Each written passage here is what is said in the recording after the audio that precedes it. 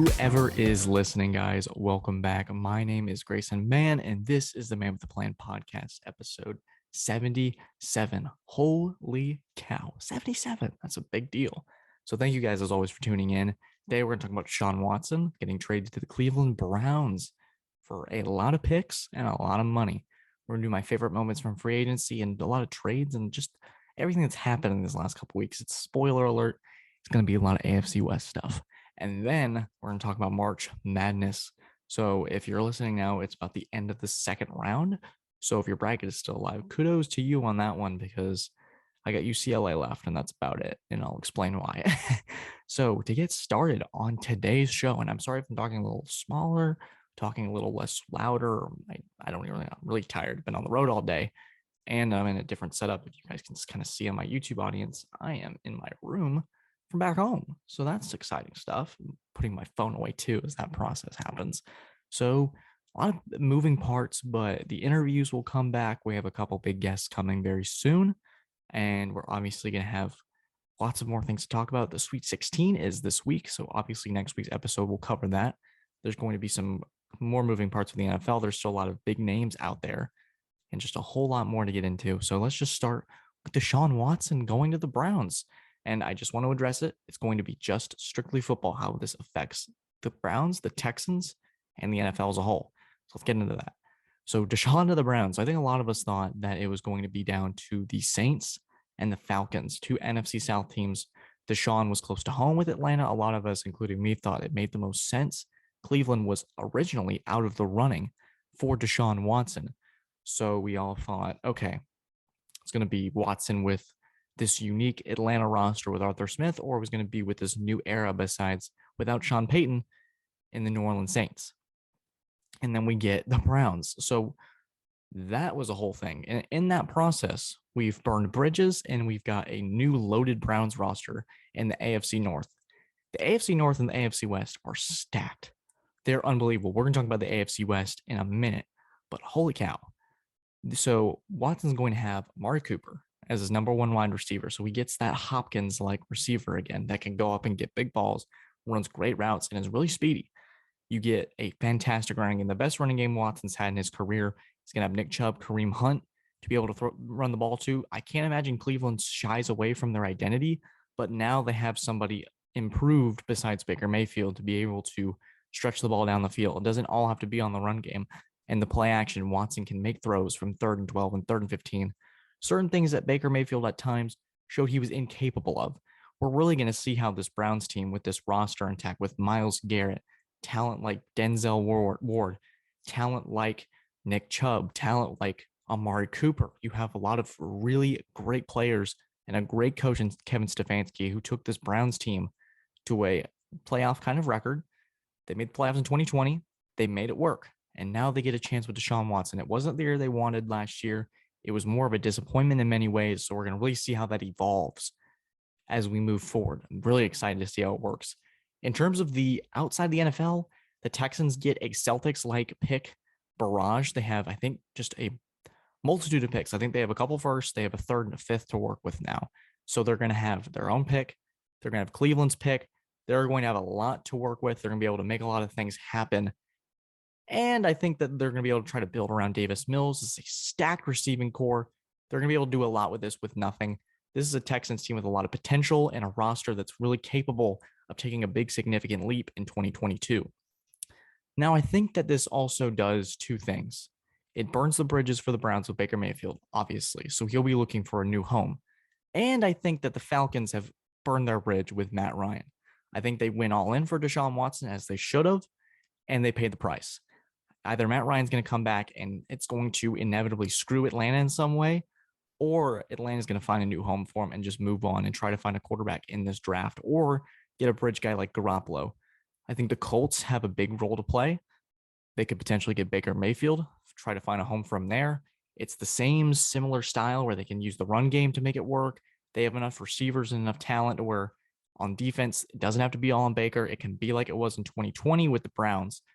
So there's that. And I also could see Matt Ryan going there. Seattle's another place where Baker could go there for a year, try to improve, have a good season with Pete Carroll. DK Metcalf would be a pretty good receiver to throw to. Rashad Penny just got re-signed, so there's a lot of good moving parts there.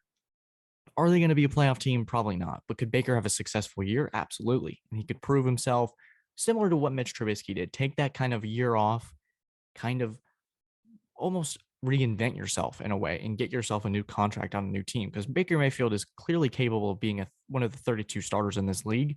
It's just a matter of timing, who wants him, and how his maturity plays into that. And with Matt Ryan on the Colts, that'd be a great spot for Matt Ryan to not have to do a ton, has a talented roster. It's just like with Baker Mayfield. They don't have to do much. But with Matt Ryan, I think you bring winning experience, MVP experience, and a lot more. So this Deshaun Watson trade has clearly made a lot of dominoes in the NFL. Really excited to see how it plays out, and I hope you are too. We'll see how the suspension stuff plays out, but that's not what we're going to worry about here. Okay, so the NFL free agency, last time we've talked, has kicked off. A lot of great things this last week. I just want to go through some of my favorite moments, and spoiler, it's a lot of stuff with the AFC West. So I just want to run through teams who I thought made a significant improvement. And yes, again, the majority of them are in the AFC East. I do apologize for that if you were looking for a different spin or something along those lines. We'll talk about the Jaguars for a little bit, though, too. Actually, I've changed my mind. Let's start with Jacksonville. So we talked about this on Cover 2 with Patrick. So Patrick, if you're listening, shout out to you. We said Jacksonville had the right intentions in mind, but they did not execute them in the best ways.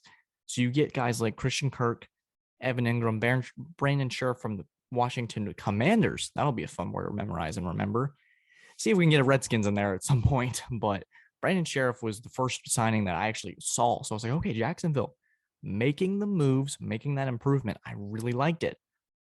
I don't know if I like Christian Kirk for that much money. I know that he was a lethal threat when Hopkins was on the field with the Cardinals. I just don't know if that works as a number one receiver for Trevor Lawrence. And Evan Ingram, Jacksonville's biggest problem last year, especially on offense, was drops and miscommunication. Evan Ingram, drops. He's had a lot of big drops and a lot of big games for the Giants, especially early in the season when they're very much still in it. I just don't know if these signings are the best. I know they're looking in the right direction. They're trying to find weapons for Lawrence. They're trying to surround the team with him. Doug Peterson could maybe find a way to make this work within his scheme. I just think some of their signings so far have been misguided, I think. Not necessarily bad, all-time terrible, because it could easily work out. Trevor Lawrence and Christian Kirk can have a really nice connection. That deep threat could open the field up for a Chenault or a Marvin Jones Jr. But I don't know if $84 million is the way to go, especially when this was your year to have a ton of salary cap and make a lot of big moves. And again, guys, if I missed something that you wanted me to talk about, we got plenty of time this spring break to be able to do so. So drop it below, please. I really enjoy your feedback. Another team, and then we're just going to start to get into the AFC West of it all.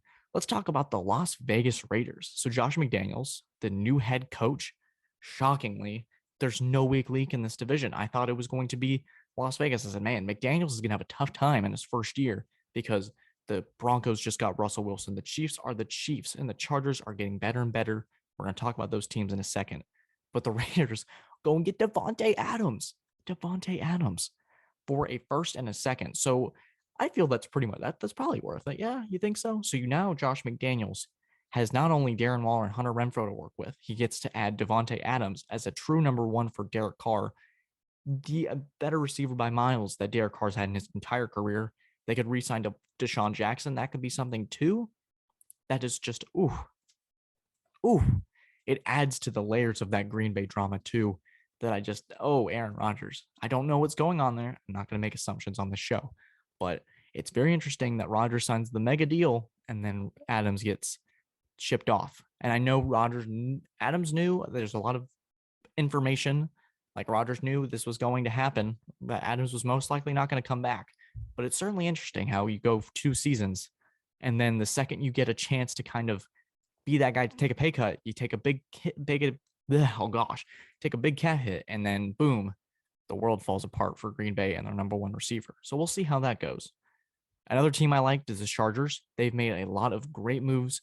They re-signed Mike Williams, who's a very much improving receiver when he's healthy. He's one of the best 50-50 ball receivers in the league. I like that for Justin Herbert and his development. That offensive line is going to get better. They have Austin Eckler back, Keenan Allen, and they got Khalil Mack for virtually nothing, and they got J.C. Jackson away from the Patriots. Ugh, that makes me upset. But they get a ball hawking corner that is going to gel well with Asante Jack. It's Asante Samuel Jr. That's right. And Derwin James. So that's a really solid secondary. I think for the Chargers and most of the AFC West with the Broncos getting Russell Wilson is the AFC West smells blood in the water and they're jumping on that opportunity. The Chiefs had moments last year where a couple weeks every now and then they looked weak and the offensive line had struggles. Patrick Mahomes would extend plays, try to do too much, and it would end up costing him like it did in the AFC Championship game. There's a lot of things right now that if you're the AFC West and you're looking at the Chiefs, you go, hey, the Bengals just went in there on a magical run and took down the Chiefs in Arrowhead, something that we all thought was not going to happen. I mean, there were the Bengals fans and the non-detractors that were saying that Joe Burrow was the truth. But now there's blood in the water. And I think any four of these teams, you can make a reasonable argument that that team could not only beat Kansas City, but could win the division and make a playoff run for the Super Bowl. If Josh McDaniels works out, that's going to be dangerous. Chandler Jones and Max Crosby can get pressure on the quarterback. It's all these teams, Khalil Mack, Sebastian Joseph Day, can get to the quarterback. You have the Denver Broncos signing Randy Gregory, Brandon Chubb, Bradley Chubb can get to the quarterback. All of these teams now can have weapons and pieces that can get to Mahomes and have complementary pieces on offense. Denver added those pieces on offense. The Chargers had those pieces on offense, now has those pieces on defense to make life easier for Justin Herbert. This is going to be so much. This division is going to be so much fun to watch, guys. I cannot. I think I'm going to bring back free agency profiles or not free agent profiles. I think we're going to do divisional breakdowns later once the March Madness stuff clears and the draft's over. And once training camp begins in the summer, and we'll do like divisional breakdowns again. I know I started it and I didn't really finish it, and I feel bad about that. But we can definitely bring that back if you guys are interested, especially as our audience is growing. We're getting more people involved. We're getting more interviews. I can try to get some writers on and talk about their teams in that divisional breakdown. So really excited about what we can do with this NFL offseason that's been unreal and insane. Cannot wait to do that. It's going to be such a wild ride. Also, I think there was another team that is like totally escaping my mind right now.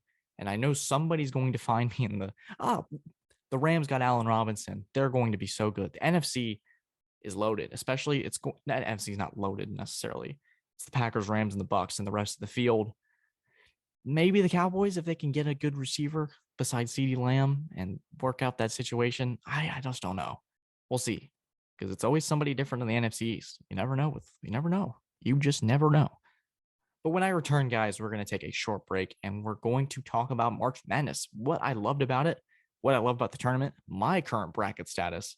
Drop yours below. This is the Man with the Plan podcast, episode 77. We'll be right back.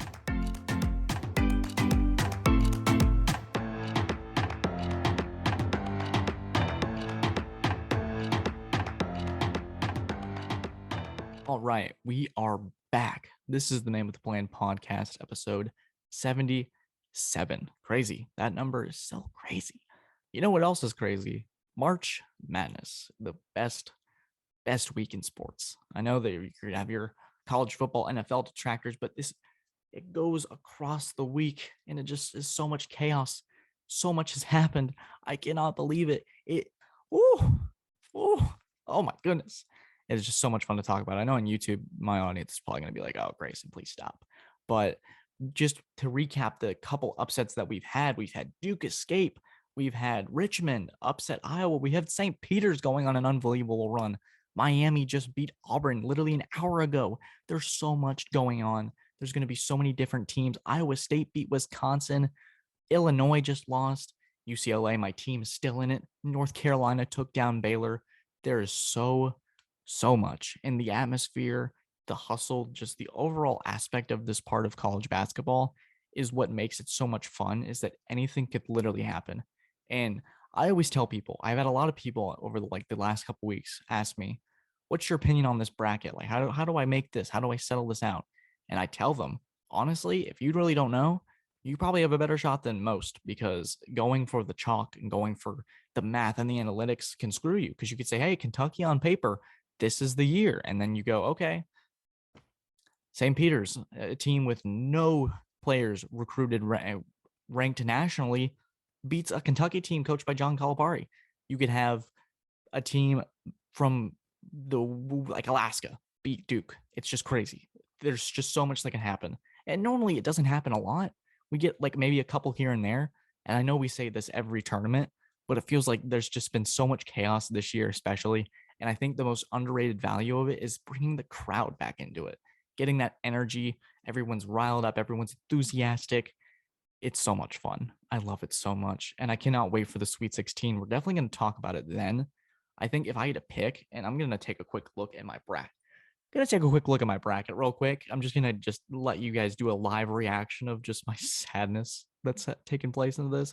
So currently I'm in a bracket, and if I win it, I can get $350, which just So my Sweet 16's varied. Gonzaga, Arkansas is one matchup. Texas Tech and Duke, UCLA, North Carolina, St. Peter's, and the winner of Purdue and Texas, which is currently a 2-point game right now.